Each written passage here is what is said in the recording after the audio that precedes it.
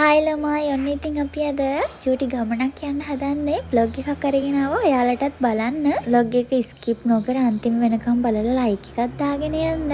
ඉතින් අපි මේ යන්නේ සෙම්බුවත්ත ලේක් එක බලන්න. මේක තියෙන්නේ මාතලේ ටවුන් එකේ ඇල් කඩුව පාරේ යනකොට තමයි. මම නම් මේ යන්නේ ෆස්ට් ටයිම්. ඇත්තටම මේ යන පාර දෙපැත්ත පවා මාරෙම ලස්සනයි. හැබැයි තියෙන එකම අවුල තමයි අපිට වාහනයක මේකේ උඩටම යන්න බෑ. දිත්වා සුලිකුණාටුවෙන් පස්සේ පාර ඩැමේජ් වෙලා තියෙන්නේ. වාහනයක එනවා නම් වාහනේ පහළ දාලා ට්‍රීවිල් එකක තමයි උඩට යන්න වෙන්නේ. ලොකු ගාණක් දීලා මෙන්න මේ ටිකට් ගන්න කවුන්ටර් එක ළඟට ඇවිල්ලා එතනින් එහාට පයින් තමයි යන්න වෙන්නේ. රුපියල් 300ක් දීලා එක්කෙනෙක්ට ටිකට් එකක් ගන්න පුළුවන්.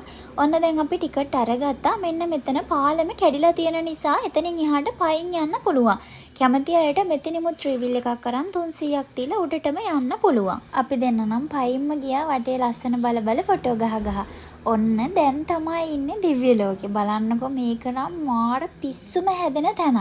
ඉතින් ඔයත් මේ වගේ සීතල ක්ලයිමේට් එකකට ලස්සන ස්වභාවික සෞන්දර්යයෙන් පිරුණු තැනකට කැමති නම් ඔයත් මෙතෙන්ට අනිවාර්යෙන් එන්න. එන්ජොයි කරන්න. හංස බෝට්ටු තියනවා බදින්න.